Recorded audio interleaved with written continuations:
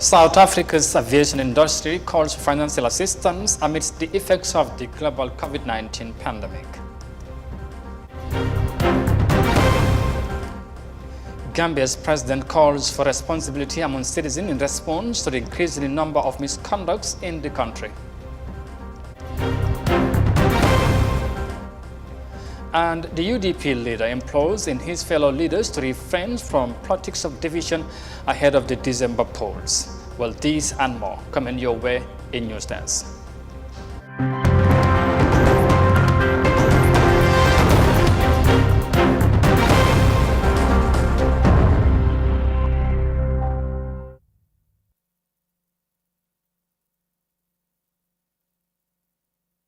Hello, this is iAfrica TV and many thanks for joining us. I am Amadou Kantia. Now the news in detail. Now, South Africa's aviation industry is calling for urgent financial support to help revitalize its economic status amidst the impact of the COVID-19 pandemic. Air transportation is still limited across the continent, leaving operators worried of the situation after their operations were halted last year as part of efforts to contain the virus. With the ongoing vaccination program in several countries, authorities are with the airline operators are working with the airline operators to ease travel restrictions. And here's more details of that in this report. African aviation is still struggling from the impacts of COVID. 8 regional airlines filed for bankruptcy in 2020. More may be forced to do the same as air travel remains limited. The Airlines Association of Southern Africa is pleading with governments across the region to assist or risk losing this vital mode of transportation. The imposition of those travel restrictions, and this is obviously impacting economic recovery, jobs and livelihood as well, in which pose a threat to the social stability, peace and security of the region. So and it's so critical for us to have an efficient air transport system, and it's vital to any aspiring economy, particularly in Africa, where we've got large distances and between centers. The organization says apart from limited passenger traffic, airlines still need to service their debt for aircraft financing, pay insurance, salaries and office rentals. What we've requested is certain ways in which this could be done is through instruments such as interest-free or low-interest loans, grants, subsidies, tax holidays, deferment of taxes and exemptions if we've applied for a deferment of carbon taxes in South Africa, and the withdrawal or the reduction of charges and levies on air transport. Governments are working together with the aviation industry towards improving travel with COVID passports, as well as efficient testing and screening. Travel and tourism is expected to recover as more countries roll out vaccines. However, with new variants emerging and a third wave still a concern, it may take a little longer. Before the pandemic, aviation contributed 7.7 million jobs in Africa, as well as contributed to about $63 billion in African GDP. Since the pandemic struck, our analysis is showing that about 5 million jobs are now at risk. Probably not going to get back to 2019 levels until sometime in 2022 or 2023. Efforts to mobilize $30 billion pledged by local and international agencies are underway. So the total amount is that 30 billion that we're looking at. Now, we're trying right now with the African Union to see how we can start to mobilize the funds, because these funds are available through different mechanisms. While there's been a slight improvement in travel numbers since last year, this time it's nowhere close to pre-pandemic levels. And from the report there in South Africa on the aviation industry activities, we come back home. Now, before the Feast of Charity, Muslims who possess food in excess of there are required to pay the Zakat al-Fitr. The head of the household can also pay the Zakat for their dependents, such as children, servants, and any dependent relative. The minimum amount due is the equivalent of about 2 kilograms of rice or other staple foodstuff per member of the household. By the end of this year, month of fasting, the Federation of Gambia Muslim Youth took up the challenges to gather this charity of redistribution to deserving members of the community. And here's more details of that in this report.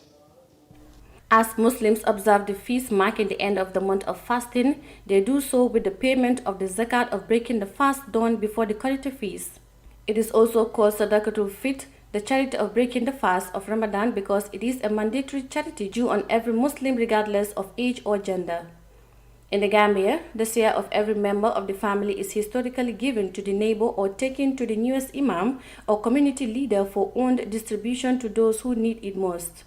However, the growing complexity in the process owing to the high number of people in need, Islamic organizations are including zakat distribution as part of their operational services for the communities they serve. The Federation of the Gambia Muslims Youth took up the challenge to collect from its members across the country the 2021 Zakatul Fitr, which it distributed to those who would have not enjoyed the Qadr feast due to lack of means to put food on the table. Khalifa Damfa, Social Service Coordinator of FIGAMI, hailed the commitment of their members for giving out the compulsory charity through his management. We have given an Zakatul Fitr to the needy family today. That is obligatory for every Muslim, that the Sunnah of the Prophet ﷺ says, Zakatul Fitr is a Sunnah al-Wajiba, that comes from the Prophet. So if you have that one, you can give it to the needy. That is why we give it to the needy today. We give it open. Our members are in every corner. So we inform our members if anybody knows someone who is in need, actually in need, but you can inform us to give that one, not what you think that you are going to make it as a friendship or relationship, but as far as Islam is concerned, we are all from the same blood. Yeah, we give it to 24 people today. Each has gone back home with a 25 kg rice. The Federation of Gambia Muslim Youths came up as a combination of the Assembly of Gambia Muslim Youths and Federation of Gambia Muslim Students Organization into one new body. As Mohamed Ka, Secretary General of FIGAMI, speaks to iAfrica, the organization seeks to represent all Muslims youth to bring mutual understanding and collaboration among them. He noted from the limitation from reaching out to all needy persons across the country with the 2021 Charity of Ramadan, calling on more people to join in the humanitarian venture. This is the plan. It started with those two institutions, those two organizations, but the doors are still open. Currently, we are serving as an interim body, as an interim executive to handle the affairs of the organization for the next 12 months. Inshallah, we are hopeful that would motivate other organizations, youth organizations, to come so we can be under one umbrella. And the works we are doing, alhamdulillah, it's so impactful. But I believe if we do it together as one body, it makes it more impactful. We are not here to compete with any organization, as we said in the launching, but this is Islam. Islam is all about unity. So if we can do our little efforts, I believe we can do it as one body, which is going to be more beneficial and more impactful for the Ummah, inshallah. Zakatul Fitr came into existence as an obligatory alms making the end of month of fasting in the second year of Hijrah, otherwise migration of Prophet Muhammad from Mecca to Medina. The obligation to pay the zakat coincides with God's commandment for Muslims to memorialize the beginning of the Qur'an to the Prophet some 15 years before. Reporting for iAfrica News, I am Mariama Cham. A Muslim organization in the Gambia distributes food items with the needy in observance of the Eid al-Fitr celebrations. Now, let's deal with matters of the feast celebrations, because as Muslims observe the holy feast of Eid al-Fitr on Thursday, President Adama Barrow noted in his address to the nation some of the security lapses that concerned his government. The small West African nation is currently exposed to a series of crimes that has instilled fear of security to many, following several reports of killings and other related criminal activities. Sona Tunkra tells us more of that in this report. Crimes such as killing, theft, and kidnapping and robbery are noticeably lifting head in the Gambia, especially under the new government. Police have taken the habit of issuing safety tips mainly to save women and children, who are the most vulnerable and most victimized in any scenario. Although the issue of organized crime is not prominent in the discourse, it nevertheless presents a serious concern for the public following a noticeable wave of criminal operations irrespective of the time in the day or night. President Barrow took note of the situation as a threat to the historic perception of Gambia as the smiling coast of Africa. As we all know, peace and stability form the bedrock for development.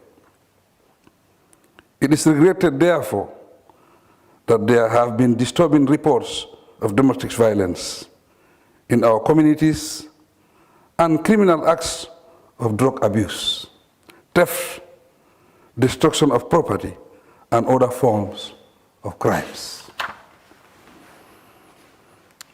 These crimes pose a threat to peace and stability and can hamper our development efforts.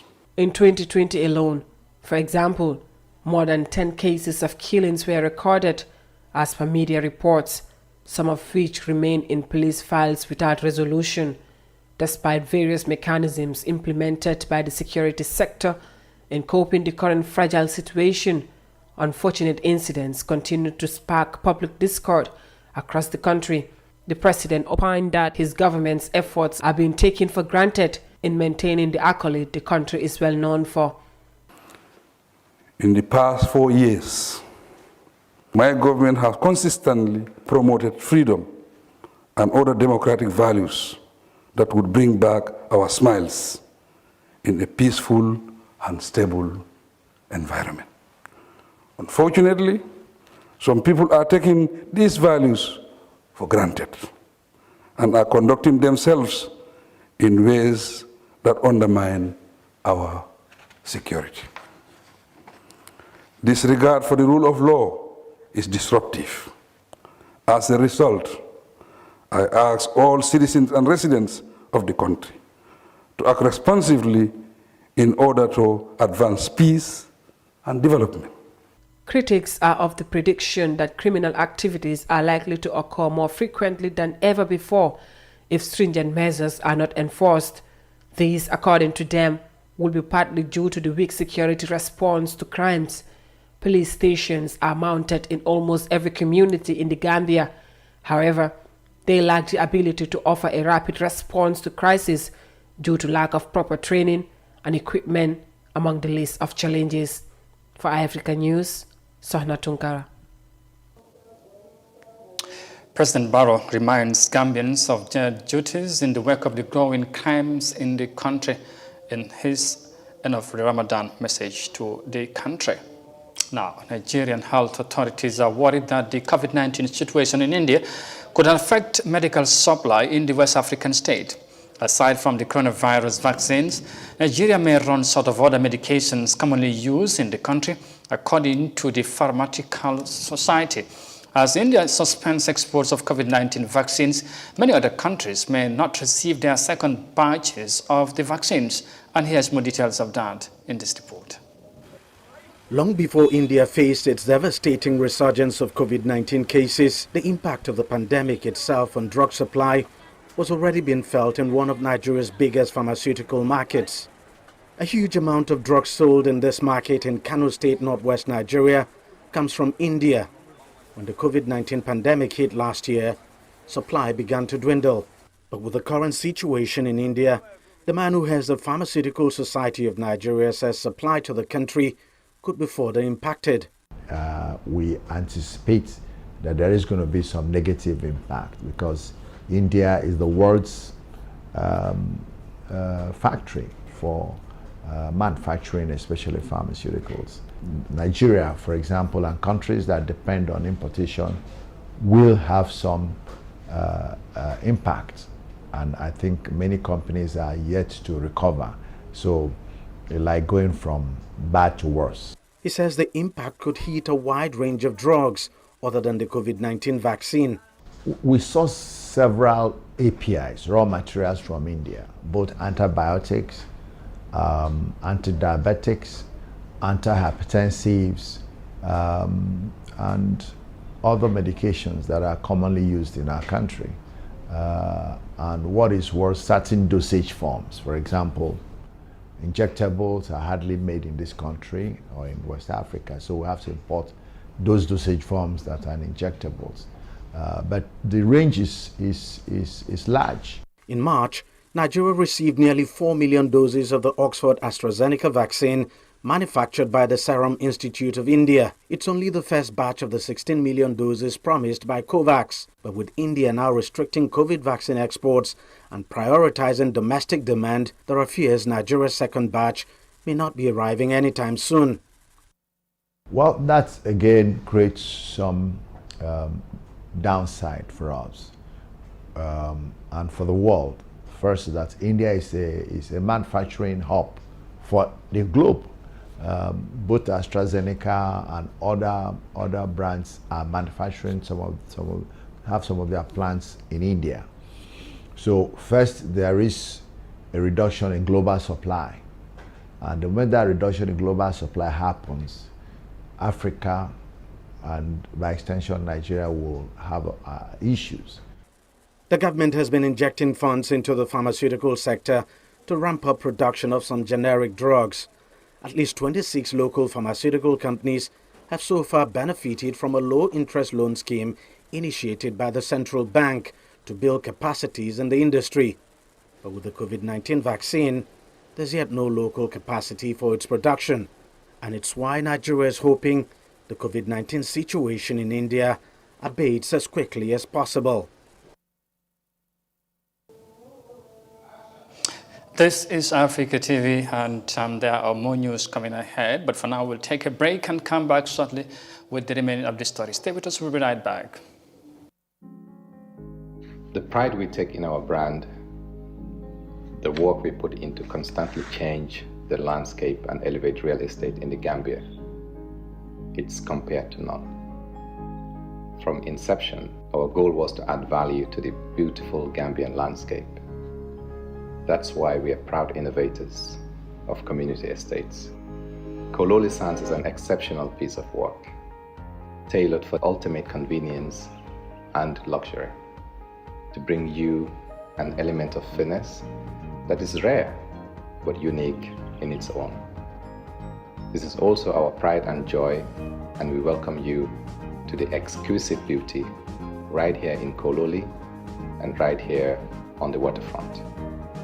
Kololi Sands, feel the ocean breeze at your doorstep.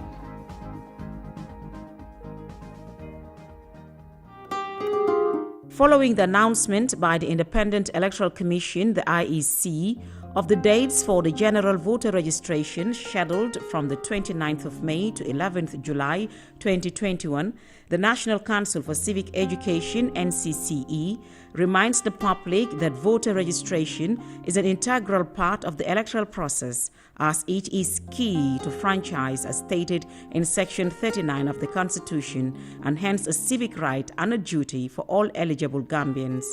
The NCCE therefore encourages every eligible citizen to fully participate in this crucial national exercise, as it is the basis for any credible and participatory election. The National Council for Civic Education informs the public that to register and acquire a voter's card in the upcoming general voter registration exercise, one has to prove your Gambian citizenship by producing one of the following documents as stated in Section 12 of the Elections Act: birth certificate, ID card, passport, or alcalo or district chief attestation. As the Gambia prepares for this very important national exercise, the National Council for Civic Education reminds the public to stay away from any altercation and refrain from the use of abusive language, provocative actions, intimidations, thugs, and physical confrontation at all times, as these contravene the laws of the Gambia. The public is encouraged to follow due process to seek redress when the need arises during the period to ensure that peace and stability prevail throughout the process. Voter's card is your key to franchise. Register to vote and vote wisely. This message is brought to you by the National Council for Civic Education, NCCE, with support from the United Nations Development Programme.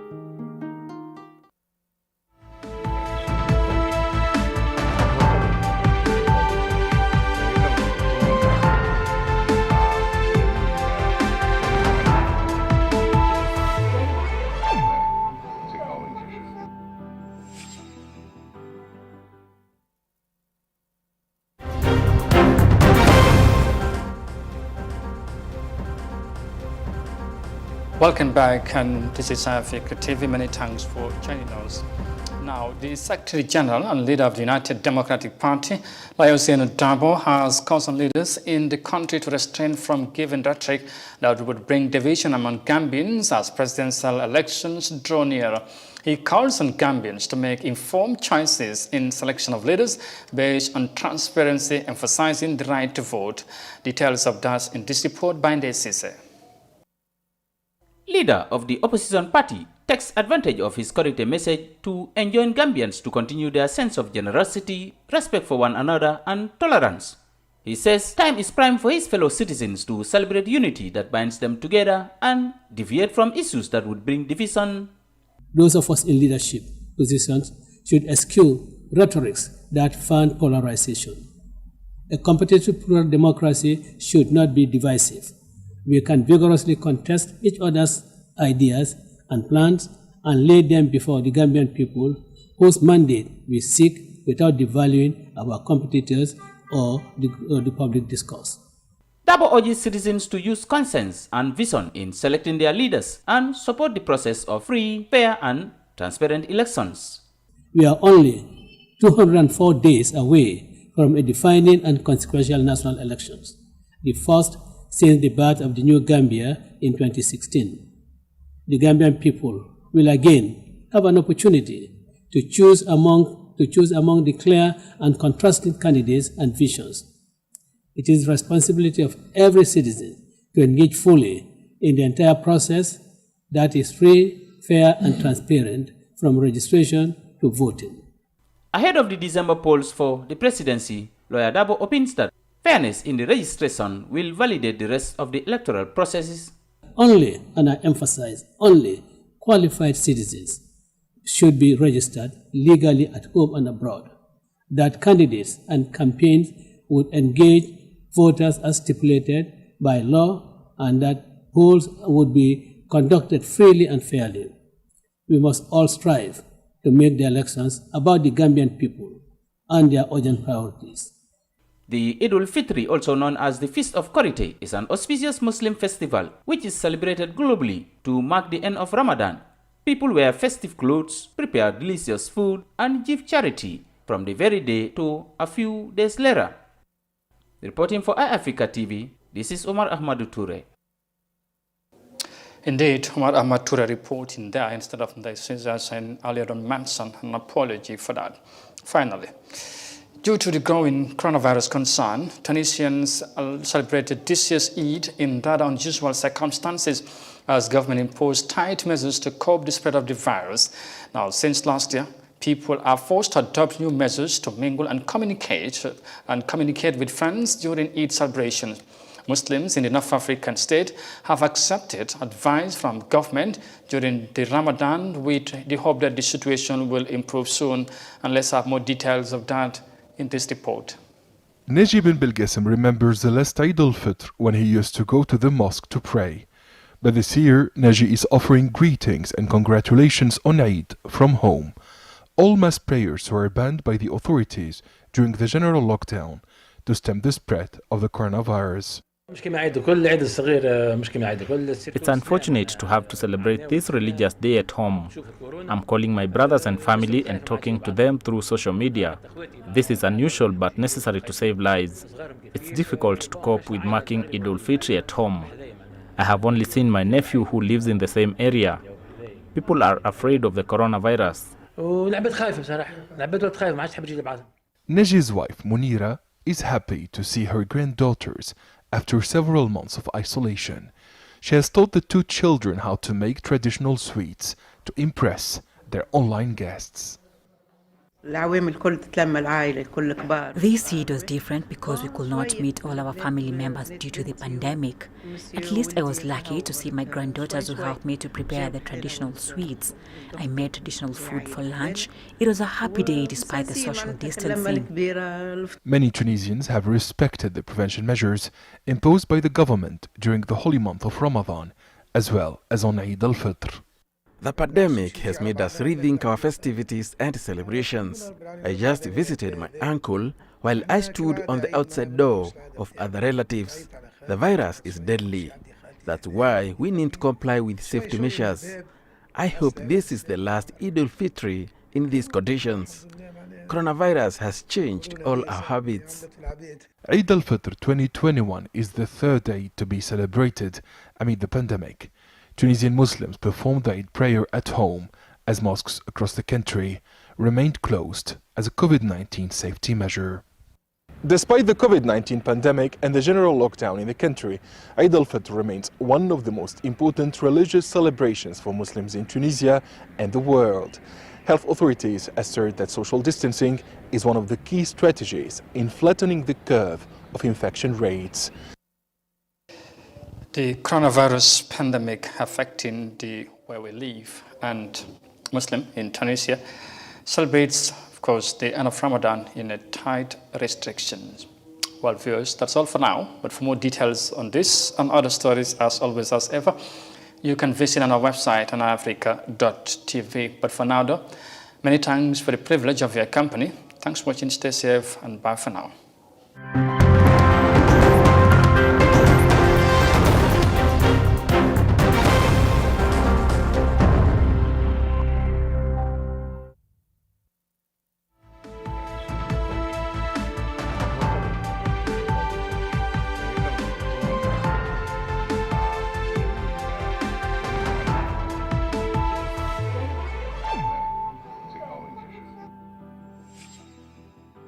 Cheapest phone in the Gambia, Afriphone, is back in a brand new style. Africell, the biggest and the best GSM operator in the Gambia, is setting trends once again. Get an Afriphone for $350 only